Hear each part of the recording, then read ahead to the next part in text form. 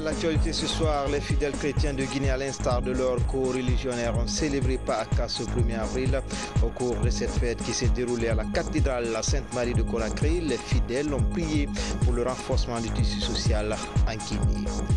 Et puis, dédicace d'une œuvre sur la monographie de Nora Souba. Cette étude détaillée retrace aussi l'historique de la toute première école de cette localité qui a même fêté ses 90 ans.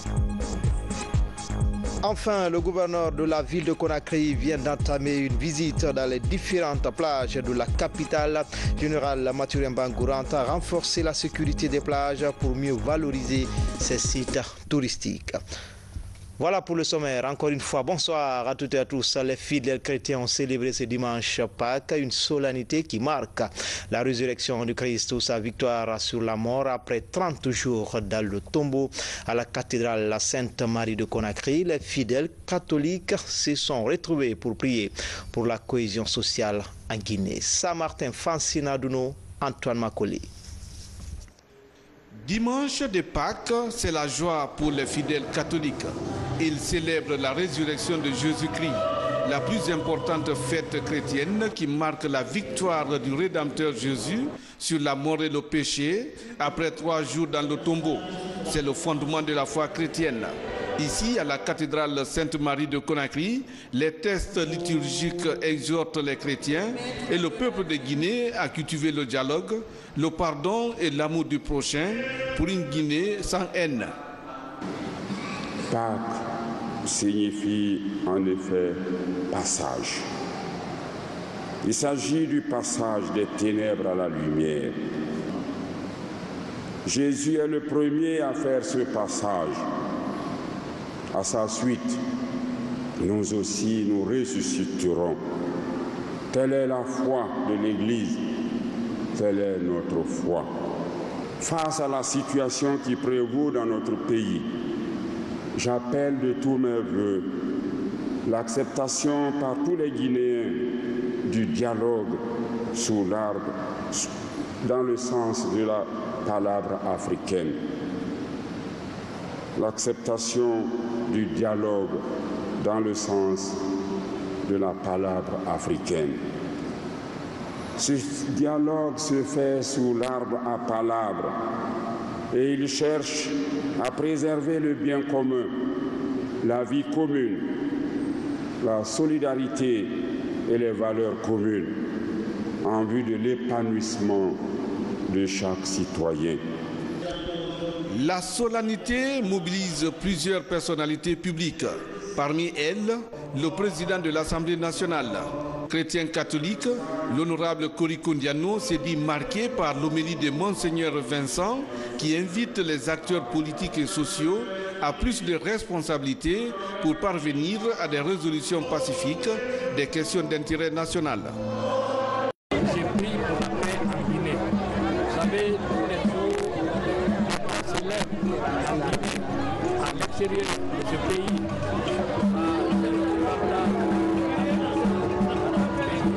et à l'extérieur du pays, prêcher la paix, demander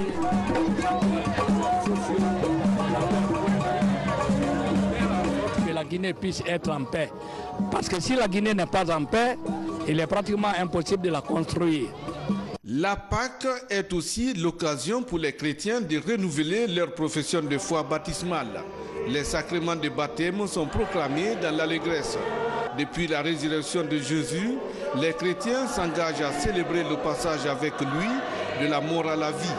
Un défi dans leur cheminement religieux qu'ils comptent relever à travers leur implication dans la construction de l'homme nouveau.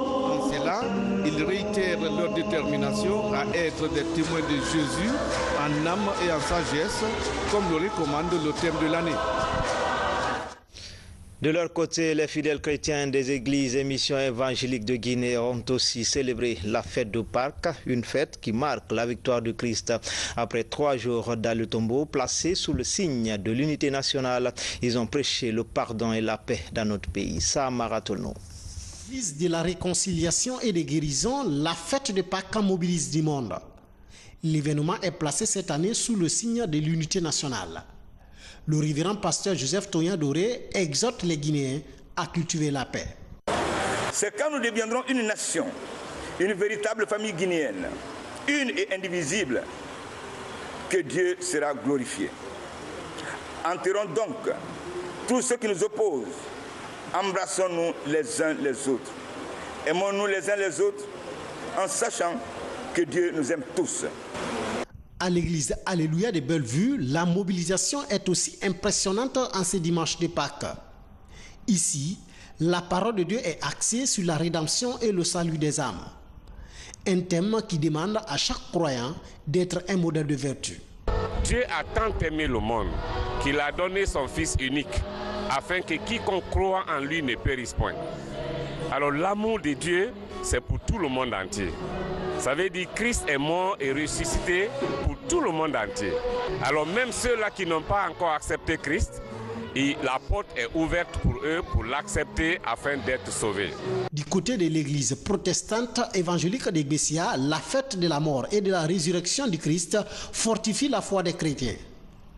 Touchés par le message, les fidèles croyants s'engagent de plus à s'employer activement pour l'avancement de l'œuvre de Dieu. Le même engagement est réitéré par les fidèles croyants de l'église Assemblée de Dieu de Wanidara. Leur arme demeure la prière et la réconciliation avec Christ. Le message, vraiment, ça m'a touché parce que c'est notre vie, c'est notre existence, la résurrection de Jésus-Christ. Vraiment, il a abordé le sujet qu'il faut. Moi, ça m'a beaucoup aidé. C'est une fête de victoire, c'est une fête de l'assurance et de l'expérience. Parce que notre Jésus-Christ, notre Seigneur, est ressuscité. Nous avons aussi l'assurance que nous aussi, après la mort, nous allons ressusciter. C'est pourquoi nous fêtons ces moments très importants pour nous. Comme ces différentes églises, Pâques est un moment de joie, de prière, mais aussi de partage pour les fidèles croyants de l'ensemble des églises et missions évangéliques de Guinée.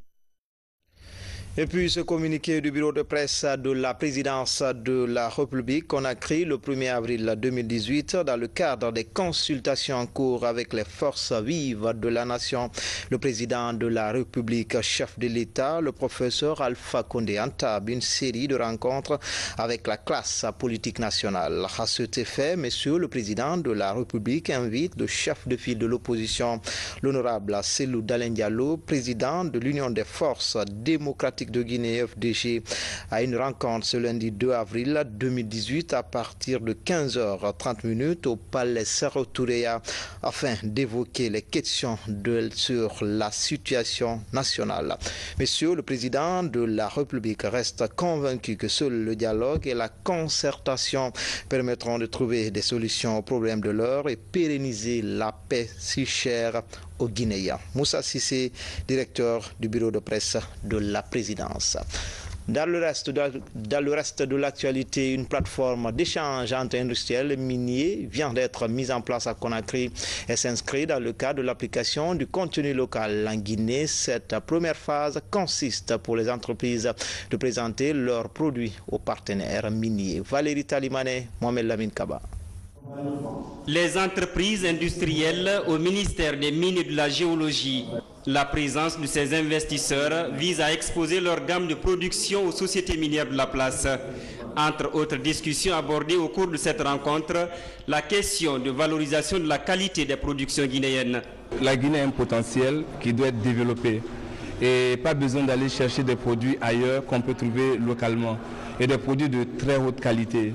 Nous devons croire à la Guinée et croire que c'est possible d'avoir des produits de très haute qualité.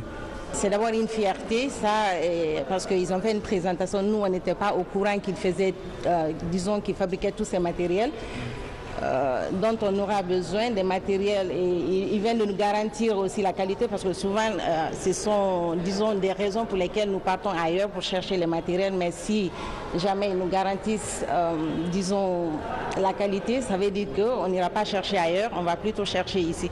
L'objectif du ministère des Mines et de la Géologie est de promouvoir la consommation des productions nationales par les sociétés minières évoluant en Guinée, ce qui devrait permettre d'une part de créer une valeur ajoutée pour la Guinée et de renforcer les mécanismes de collaboration entre ces deux institutions d'autre part. Le président en a fait un cheval de bataille. Nous, en tant que département technique, nous sommes obligés de suivre et d'exercer cette volonté politique parce que depuis qu'il est venu, il a essayé de mettre en place une dynamique de réforme du secteur minier qui veut que toutes les compagnies minières qui évoluent dans le pays puissent laisser des traces en faveur des communautés. Ce programme est pour les industriels une occasion de réajustement de leur production afin d'être compatible aux besoins des sociétés minières.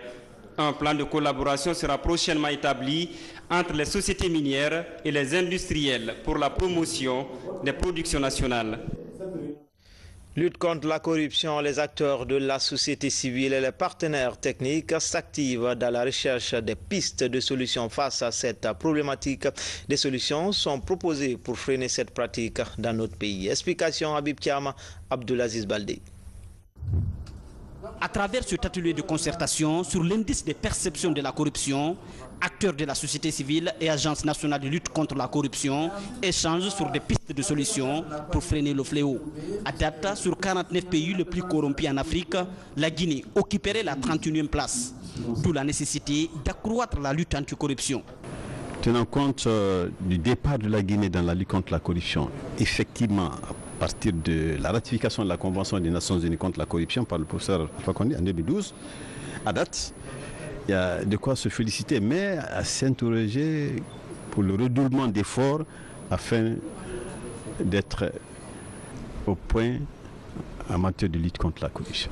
Nous sommes restés, comme je vous le disais, dans les 20 et 25. Et si nous étions partis de 2006, comme je vous disais, premier pays corrompu d'Afrique et 4e au monde, depuis 2010, on est quand même resté dans les 20 à 25 pays. Mais il faut faire mieux, il faut faire plus. Financée par l'Union européenne, cette assise d'une journée a pour mission de proposer des voies et moyens permettant d'améliorer rapidement le classement de la Guinée parmi les pays les plus à l'abri de la corruption.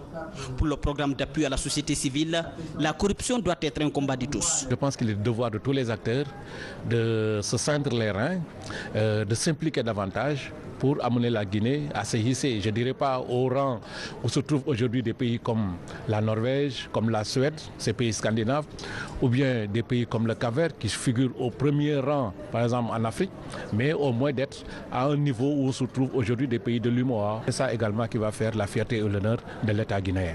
Pour l'amélioration de la transparence dans les affaires en Guinée, les participants s'accordent sur le rôle de l'État, de la société civile et des médias. Chaque acteur s'engage à mener la bataille sans recul pour sonner le glas à la corruption. Fin de l'atelier de validation du rapport sur les questions du genre au sein des forces de défense et de sécurité à ligne de mire, mettre en application la politique nationale du genre et l'éthique dans la réforme du secteur. Le programme bénéficie de l'appui du programme des Nations Unies pour le développement. Sergent-chef Marcel Massadouno, il est correspondant de la presse militaire. Comment renforcer les compétences féminines et promouvoir le genre au sein des forces de défense et de sécurité? C'est la toile de fond de cet atelier de validation du rapport de définition des structures genre et leurs mécanismes de coordination à travers les différents comités techniques sectoriels de la réforme du secteur de sécurité en Guinée. Après cet atelier, le genre et équité va plus évoluer au sein des ministères qui se sont fait représenter pour permettre au genre de s'épanouir. Parce que quand on parle de genre, il n'est pas question de femmes seulement. Le genre concerne la femme, l'homme, les enfants. Donc tout le monde se sent concerné. 3 jours d'intenses travaux ont permis à ces participants d'élaborer des projets de décret et arrêtés tout en faisant un plan de plaidoyer pour la bonne marche des structures genre mises en place au sein des 5 comités techniques sectoriels. Un engagement de la commission technique de suivi de la réforme du secteur de sécurité soutenu par le gouvernement grâce à l'appui technique des partenaires au développement.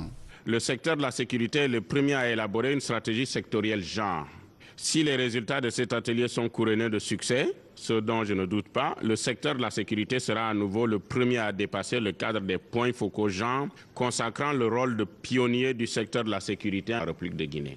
L'objectif pour nous est de faire de nos forces de défense et de sécurité une institution où les hommes et les femmes œuvrent de manière égale et équitable à la réalisation efficace de ces missions au profit de la nation, avec les engagements du gouvernement consacrés en priorité à la lutte contre toute forme de discrimination et à la valorisation des capacités humaines du pays. À l'issue de cette rencontre, un document cadre va être présenté très prochainement aux autorités pour amendement et validation. Dans l'actualité également, dédicace ce samedi à la Maison des écrivains des livres monographiques sur l'histoire de Nora Soba et de la toute première école primaire de la localité qui vient même de fêter ses 90 ans de création. Une manière de rappeler aux uns et aux autres l'impérieuse nécessité d'écrire l'histoire de sa localité. C'est le chef de gouvernement qui a présidé la cérémonie. Hadi Kamara. Nora Soba, bâtie sur le long du fleuve Niger, a été fondée au XIVe siècle par deux frères, Nankouma Doumbouya, dit Djoumakouma, et Fadjala Doumbouya, Djoumadala. Et la première école de ce village a été construite le 20 décembre 1927. Pour immortaliser alors l'histoire de ce village et celle de l'école, un livre vient d'être écrit par deux natifs de la localité. Il s'agit de Dr Maramani Sissé et de Noumissa Kamara. Nos parents qui ont eu à créer, n'est-ce pas, cette école, qui ont eu à entretenir cette école, nous avons essayé de matérialiser. C'est un simple exemple. Notre souhait, c'est quoi? C'est qu'on va étendre ça à tous les villages pour écrire leur histoire, écrire l'histoire de leur village, écrire des personnalités qui sont là-bas. Ce n'est qu'un début. Ici, les enfants qui viendront après nous vont bénéficier de ce fruit. Parce que d'abord, ils connaissent le nombre de fonctionnaires qui ont passé sur les bancs de l'école à Nora Soba. Tout est là-dedans. Ils connaissent les doyens des clans. Ils connaissent la chronologie des Sotichomo, des doyens des villages. J'ai fait ça aussi. C'est le 25e présentement entre le 14e et le 15e siècle. Quand on écrit un livre, on ouvre la porte de la connaissance de son peuple, de ses institutions et de ses croyances. Je voudrais profiter pour féliciter le ministre Maramani et son co-auteur et dire à la Guinée que c'est des modèles à suivre. Chacun doit pouvoir faire ça pour son village, pour son école, pour sa région. Moi, quand même, je viens de faire pour Cancan. Je suis fier.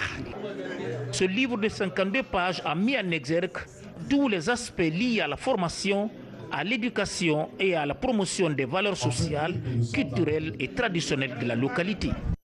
Pour le Premier ministre chef du gouvernement Mamadi Yula, cette forme d'expression est l'idéal artistique le plus élevé et apprécié. J'étais très heureux aujourd'hui de constater la présence du doyen, le professeur Tamsignan, qui, quelqu'un me rappelait tout à l'heure, a été le proviseur du président des écrivains, Lamine Camara. Donc là aussi, c'est une leçon pour nous autres de dire que finalement, nous avons en Guinée des exemples pour justement prendre cette voie, pour écrire notre histoire, pour raconter la Guinée, pour chercher aussi, parce que l'histoire aussi, c'est de la recherche. Nora Soba garde encore ses trésors historiques et touristiques qui vibrent au rythme de Noradala ou la fête de la mare. Après Mamou, les lois L013 et L014 sont en cours d'examen par les ONG de Conakry et de Bokeh. C'est pour leur validation en vue de mieux réglementer le fonctionnement des structures associatives. L'accent a été mis aussi sur la dénomination de certaines entreprises, de certaines ONG de la place. Mohamed Lamine Kamara pour en savoir davantage. Les lois L013 et L014 ont été récemment révisées. Deux lois qui définissent désormais le statut des organisations non gouvernementales en Guinée. Le ministère de l'administration du territoire et de la décentralisation entend mettre ces textes de loi à la disposition des mouvements associatifs. Ici, les représentants d'ONG de Conakry et de Bokeh échangent sur la validation de cette nouvelle proposition de loi. L'intérêt suscité au niveau des participants pour ces nouveaux textes a été très encourageant. C'est ce qui a d'ailleurs entraîné une participation très active au niveau des différents représentants d'ONG et du secteur associatif ici. C'est avec des rencontres de ce genre-là qu'on peut forcément améliorer et sortir maintenant un travail acceptable et accepté de tous. Pendant cette rencontre, les insuffisances que présentaient ces deux lois avant leur révision ont été largement expliquées aux participants. Certaines réalités pour le bon fonctionnement du secteur associatif sont prises en compte. Après s'être approprié l'intérêt de ces textes de loi, ces acteurs entendent mettre en place un cadre approprié aux réalités actuelles du secteur. Au sortir de cette salle, je serai suffisamment informé sur le contenu des deux textes de loi. Et en tant que directeur des micro-réalisations de ma commune, j'aurai les capacités nécessaires d'appuyer les mouvements associatifs au niveau de ma collectivité locale en ce qui concerne l'application de ces lois. À l'issue de ce conclave, les participants font de l'espoir de voir prochainement ces textes de loi relatifs au fonctionnement des ONG par l'Assemblée nationale. Autre titre de l'actualité, quelques semaines après la réouverture des plages, le gouverneur entame une visite de terrain dans les plages des 5 communes de la capitale. L'idée est de mettre en place une structure pour mieux valoriser et sécuriser ces sites touristiques. Sur les pas du général gouverneur Moussa Bangoura, Ousmane Kamara. À 7 km du carrefour Fall à Kobaya, dans la commune de Ratoma, Tayaki s'impose comme la plus grande plage de Conakry. Son étendue et la finesse de son sable attirent de nombreux visiteurs. Après la réouverture des plages, le président du conseil de ville, en compagnie de ses cadres, est venu s'enquérir de l'état de ce site. Nous sommes subjugués parce qu'il n'y a pas une plage plus que Tayaki à Conakry. C'est la première fois qu'on se déplace pour venir découvrir la plage. Nous allons mettre toutes les structures administratives et réglementaires sous peu de temps. Nous comptons faire beaucoup de choses ici parce que vous voyez d'ici la fin de la plage, c'est à peu près 7 km où tous les investisseurs potentiels qui se trouvent ici, qui ont envie de faire quelque chose, peuvent venir pour qu'on améliore ici. Ici, c'est la côte d'Azur de l'Afrique. Je ne crois pas qu'en Afrique occidentale, ici, il y a une plage aussi grande comme Tayaki. Donc, peu d'investissement, ça peut observer beaucoup. Le long de cette vaste étendue, favorable au tourisme, à la pêche, à l'agriculture et l'extraction des sels, Guinéens et Léonais vivent en harmonie. Les riverains et l'autorité régionale échangent sur les voies et moyens à mettre en œuvre pour valoriser cette plage. L'accès est difficile. Donc, avec des opérateurs économiques, nous sollicitons l'installation d'une dugoute pour faciliter l'accès. En même temps, l'approvisionnement en eau potable. Avec l'UNICEF, on a eu à découvrir dans la zone de Kibinsiri, là où on peut faire des puits améliorés pour l'eau potable. Et vous-même qui êtes là, vous voyez l'avancée de l'eau. Si l'État n'intervient pas, l'île risque de disparaître. Tandis que c'est un secteur, c'est le secteur 5 de Kobaya, secteur Kokobouyi. Nous allons prendre des dispositions très rapidement, voir les partenaires avec lesquels très rapidement on puisse réhabiliter ce village et faire des infrastructures hôtelières. C'est ce que nous allons faire rapidement. Du point de vue accès, puisqu'il y a déjà la société chinoise qui a eu le contrat, qui a la convention de la construction de ce village, nous allons voir avec cette société à partir du mardi pour que très rapidement on commence à faire la route. Évoluant sur le terrain depuis quelques années, l'ONG humanitaire Diarama s'inscrit déjà dans la dynamique de désenclavement et de développement de la zone.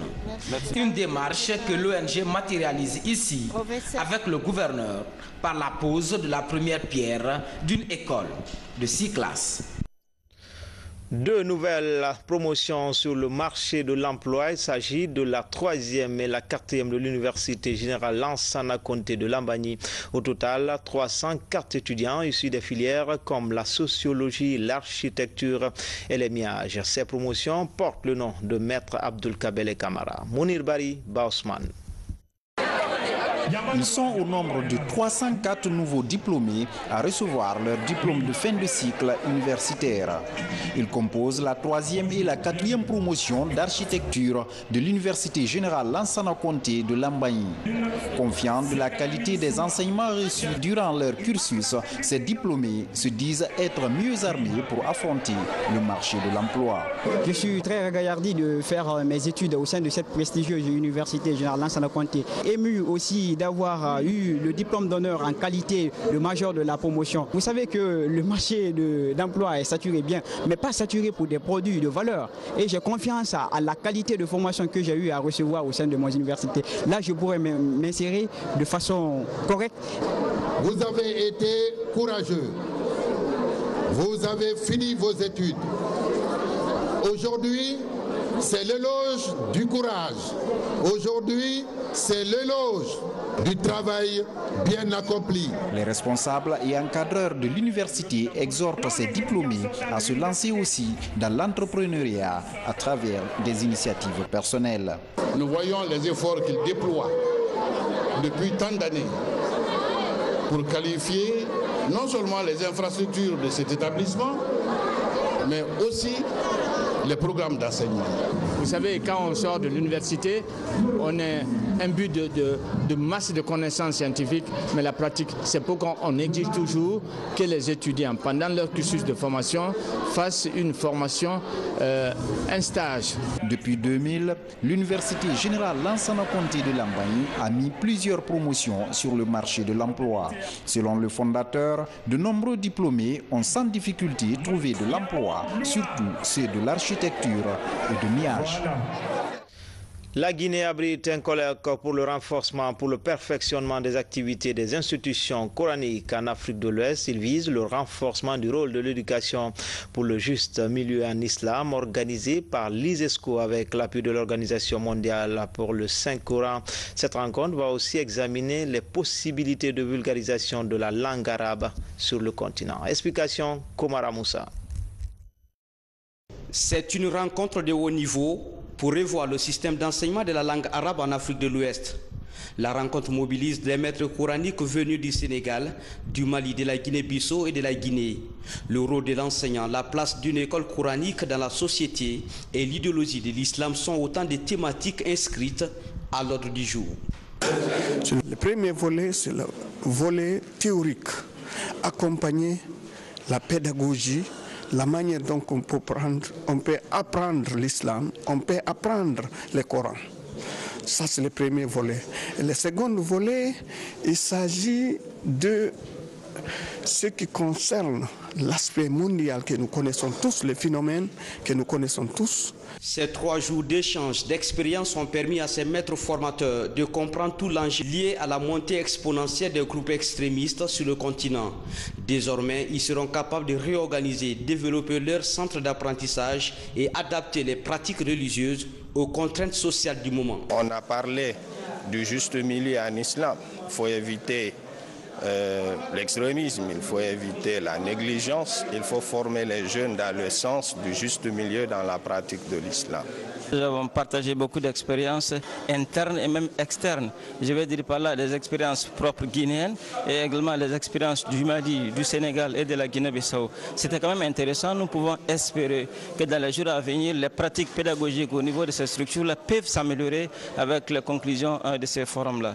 Ce rendez-vous de Conakry est une première.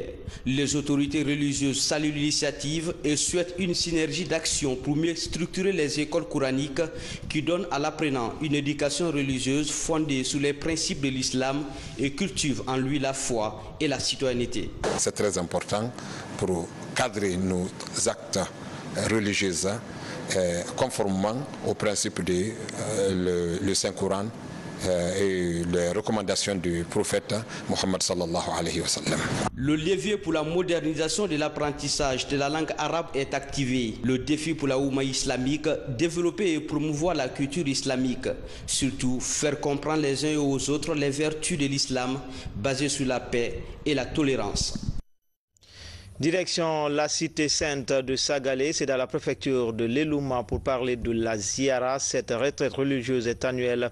Elle regroupe les ressortissants et les shérifs de la localité. On note aussi la présence de plusieurs califes venus des 4 coins de la planète. Le tout pour implorer la grâce divine et le rayonnement de la Oumma islamique. Alpha Gaba, Saïdouman Diallo. Située à 25 km de la préfecture de l'Elouma, la sous-préfecture de Sagalé est à vocation agro-pastorale. Sagalé, de par ses infrastructures, impressionne tout visiteur. Avec une population estimée à plus de 18 000 habitants, Sagalé organise au mois de mars de chaque année une ziara. Une rencontre religieuse au cours de laquelle d'intenses prières sont effectuées pour remercier le Créateur. Pour cette année, les prières ont porté principalement sur la quiétude sociale et l'unité nationale. C'est une visite tout à fait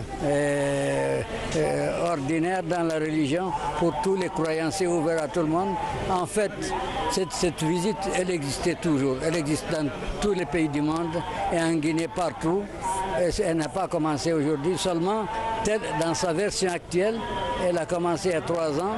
C'est des ressortissants des pays voisins, surtout du Sénégal, de la Gambie, de Guinée-Bissau et de la Sierra Leone, et à l'époque aussi du Mali et du Libéria. Ils ont décidé qu'ils allaient organiser une visite annuelle à Sagalé. Bon, la particularité de cette ziara de cette année, c'est surtout l'appel au chef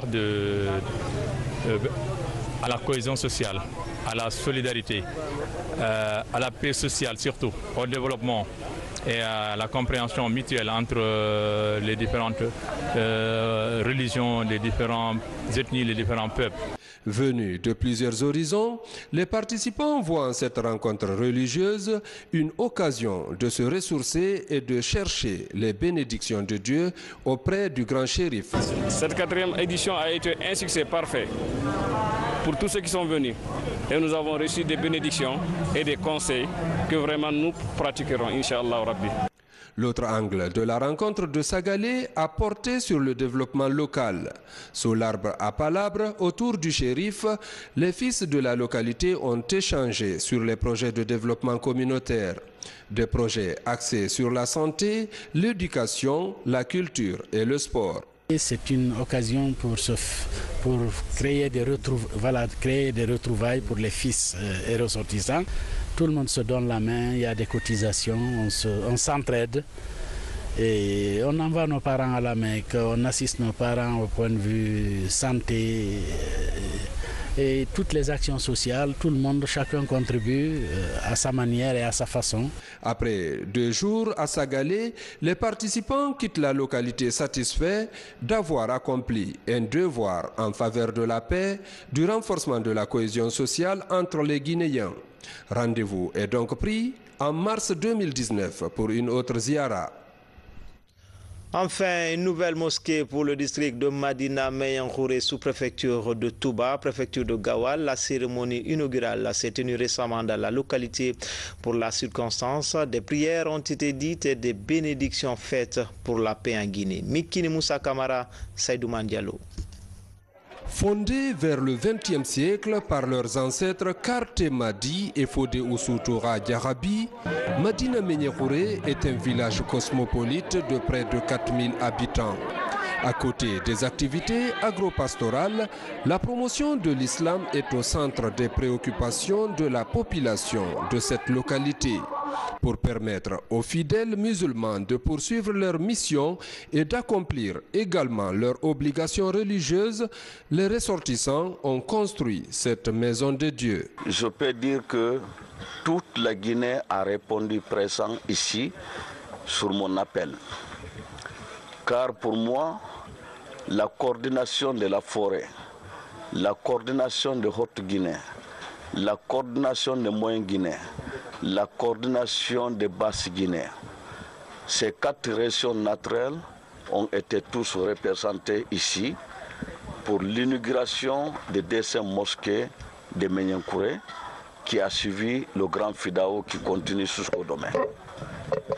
quel est plaisir pour moi d'écouter aujourd'hui les messages de paix, de cohésion sociale, l'unité nationale. Aujourd'hui, je me dis que je suis comblé de joie en tant que Guinéen, fier en tant que Guinéen, fier en tant que Djakanké, fier en tant que musulman, fier en tant qu'un homme de la paix. La mosquée, c'est un lieu de regroupement des musulmans. Si les gens sont regroupés 5 fois par jour dans une ville ou dans un village, cela veut dire qu'ils vont se comprendre entre eux et tout le monde va comprendre, connaître ce qu'est la difficulté de l'autre. La mosquée est très importante socialement et très importante économiquement. La mosquée est très importante dans la vie des musulmans.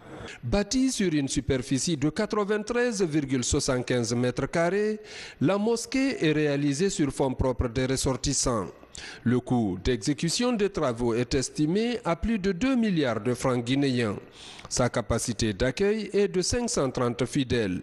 Elle vient étoffer le nombre d'infrastructures réalisées dans cette localité. C'est un temple de Dieu, là où tous les musulmans se réunissent, mais aussi c'est une occasion dans les mosquées, à travers les sermons, de dire ce qu'il faut faire, ce qu'il ne faut pas faire. C'est pourquoi j'ai lancé l'appel à toute la quintessence des religieux qui étaient là, l'imam, l'inspection régionale, de faire de sorte à améliorer un peu le niveau des imams de Senou. La cérémonie annuelle du Fidao, un rituel organisé pour implorer la grâce de Dieu et prier aussi pour le repos de l'âme des anciens, a été mise à profit pour inaugurer cette mosquée.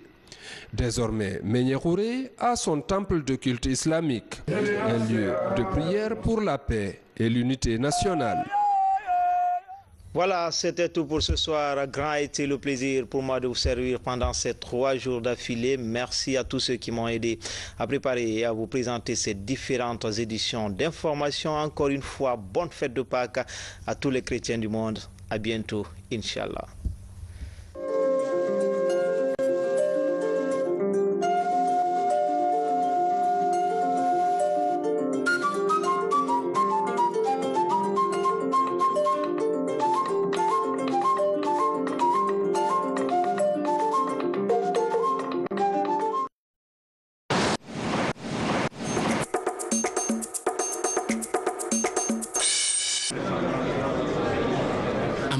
De cette 13e édition du conclave C2 Exim Bank sur le partenariat Inde-Afrique, la délégation guinéenne amenée par le ministre d'État en charge du partenariat public-privé a eu plusieurs entretiens avec des chefs d'entreprise indiens.